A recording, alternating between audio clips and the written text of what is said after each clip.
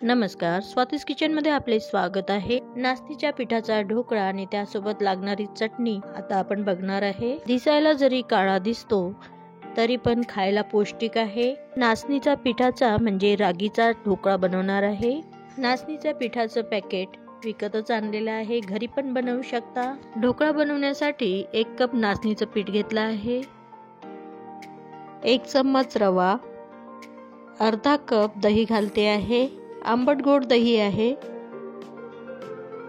चवीनुसार मीठ, 2 चमचे तेल घालते आहे, त्यामुळे ढोकळा छान मऊसूत बनेल।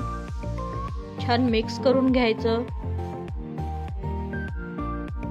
थोडं थोडं पाणी घालून ढोकळ्याचं बेटर तयार करून घ्यायचं आहे। अर्धा कप पाणी बेटर साठी लागते। हिरव्या मिरचीचा 1 चम्मच ठेचा घालते आहे आणि मिक्स करून घ्यायचं। 1 चम्मच साखर घालते आहे। दही आंबट गोड असल्यामुळे आणि थोडे साखर घातले की ढोकळ्याला छान चव येते। आता हे बेटर 15 मिनिटं झाकून ठेवायचं, तोपर्यंत डब्याला ग्रीस करून घ्यायचं तेलाने। 15 मिनिटांनंतर छान आपलं बेटर तयार झालेलं आहे। रवा पण छान मुरल्यामुळे बेटर फुललेलं आहे। ढोकळा स्पॉन्जी बनवण्यासाठी 1 इनोचं पॅकेट वापरलेलं आहे। इनोवर थोडं पाणी घालायचं म्हणजे इनो ऍक्टिव्हेट होईल। व्यवस्थित बेटर फेटून घ्यायचं। बेटर छान फुललेलं आहे आणि ही प्रोसेस झटपट करायची आहे। लगेच डब्यामध्ये बेटर पूर्ण ओतून घ्यायचं। ढोकळ्याचं बेटर पूर्ण डब्यात घालून घेतलेलं आहे। डब्यातलं बेटर छान टॅप करून घ्यायचं। गॅसवर आधीच पाणी गरम करायला ठेवलं होतं, त्यामध्ये डब्बा ठेवायचा। 15 मिनिटात छान आपला ढोकळा तयार झालेला आहे। ढोकळा तयार झालाय की नाही व्यवस्थित बघण्यासाठी सुरी घालून बघायचं, अजिबात सुरीला चिपकला नाही। ढोकळा छान शिजलेला आहे। थंड झाल्यानंतरच डब्यातून काढायचं म्हणजे व्यवस्थित निघेल। सुरीच्या साहाय्याने ढोकळ्याच्या कडा सैल करून घ्यायच्या, त्यामुळे ढोकळा इझिली डब्यातनं बाहेर निघेल। प्लेट मध्ये उलट करून अशा प्रकारे डब्यातून ढोकळा काढून घ्यायचा। वाव, मस्त तयार झालेला आहे आपला रागीचा ढोकळा। छान स्पॉन्जी तयार झालेला आहे। आता ढोकळ्याचे काप करून घ्यायचे। रागीचे विविध प्रकार बनवून तुम्ही खाऊ शकता। ब्रेकफास्टला तुम्ही ढोकळा बनवून खाऊ शकता।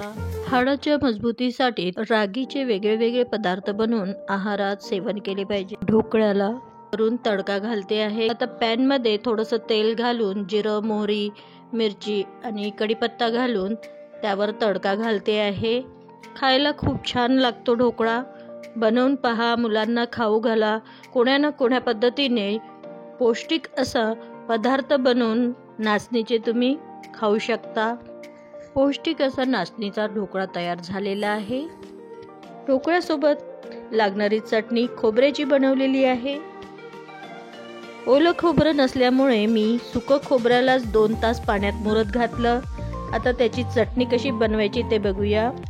मिक्सरच्या पॉट मध्ये खोबऱ्याचे तुकडे घालते आहे, कोथिंबीर, 1 मिरची, 2 चमचे दही आणि 1 चम्मच साखर घालते आहे, चवीनुसार मीठ।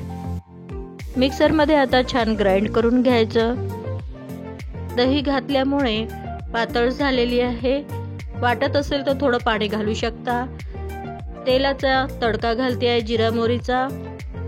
अशी आपली झटपट चटणी तयार झालेली आहे खोबऱ्याची। रागीच्या ढोकळ्यासोबत ही चटणी खायला खूप छान लागते। बनवून पहा आणि कमेंट सेक्शन मध्ये सांगा कशी बनली आहे। रेसिपी आवडली असेल तर लाईक करा, शेअर करा, सबस्क्राईब करा। चला तर भेटूया पुढच्या व्हिडिओमध्ये नवीन रेसिपी सोबत। व्हिडिओ बघण्याबद्दल धन्यवाद।